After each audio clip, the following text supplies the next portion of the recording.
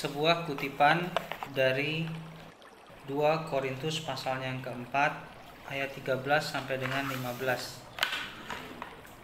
Kisah Rasul Paulus yang menjadi martir di Roma pada tahun 65 Masehi.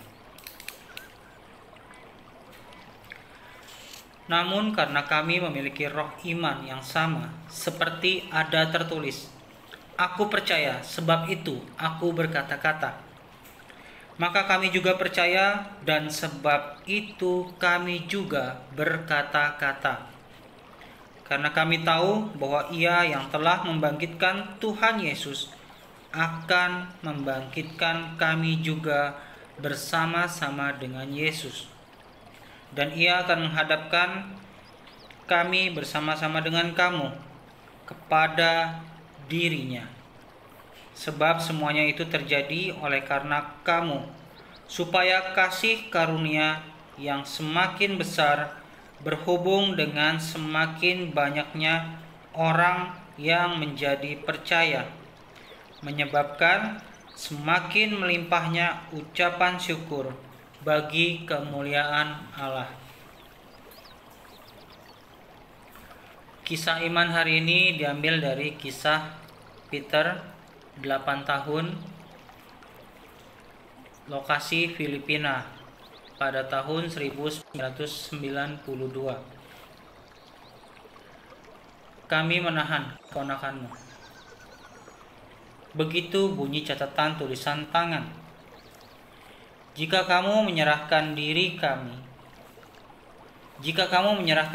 kepada kami akan mengembalikan anak ini kepada orang tuanya. Hamba Tuhan MT terbelalak membaca pesan itu. Itu dari pemimpin New People's Army yang disingkat dengan NPA. Kelompok militan dari Partai Komunis di Filipina. Orang-orang di berbagai tempat di Filipina telah diancam dan dianiaya selama bertahun-tahun oleh kelompok teroris tersebut. Hamba Tuhan MT ini adalah penginjil di Filipina. Dia melakukan perjalanan secara teratur ke gunung-gunung untuk berkhotbah kepada kelompok-kelompok teroris. Peter, keponakannya yang berusia 8 tahun, kadang-kadang pergi bersama hamba Tuhan ini dalam perjalanan pelayanan penginjilannya. Peter sangat menolongnya dalam pertemuan-pertemuan anak-anak di desa-desa daerah pegunungan.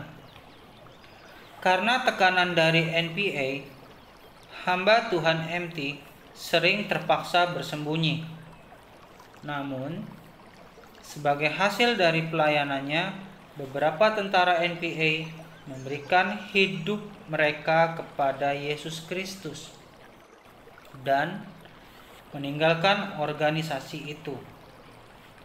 MT telah menghitung harga yang harus dibayar dan telah dipersiapkan untuk memberikan hidupnya bagi Injil.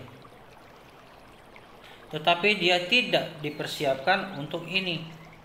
Dia tahu bahwa tidak ada harapan penyerahan dirinya dan keponakannya. Dia tahu mereka akan membunuh keduanya, tetapi dia masih enggan. Orang tua Peter mendesak agar MT mengabaikan pesan itu dan melanjutkan penjangkauan penginjilannya. Sebagai akibatnya, para orang tua menyerahkan anak mereka bagi Injil. Peter dibunuh pada Jumat Agung, tanggal 17 April tahun 1992.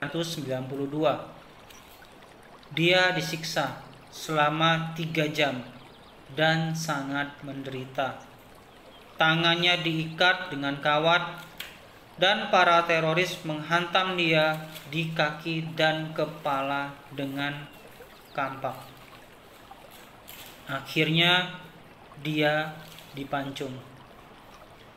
Para penculik telah memperingatkan orang tua Peter dan hamba Tuhan MT ini, jika mereka tidak menghentikan pelayanan mereka, para penculik akan kembali dan menyiksa mereka. Hamba Tuhan MT melanjutkan karya pelayanan yang berbahaya ini di pegunungan di antara para kelompok teroris. Sebuah kutipan kecil dari Richard Wurmbrand yang menghabiskan 14 tahun dalam penjara komunis di Rumania, kisaran tahun 1940-an sampai antara 50-an dan 60-an, yang berbunyi demikian.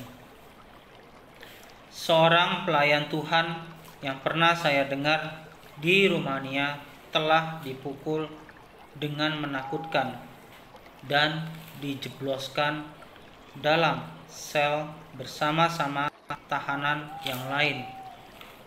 Dia hampir mati dengan darah mengalir di wajah dan tubuhnya.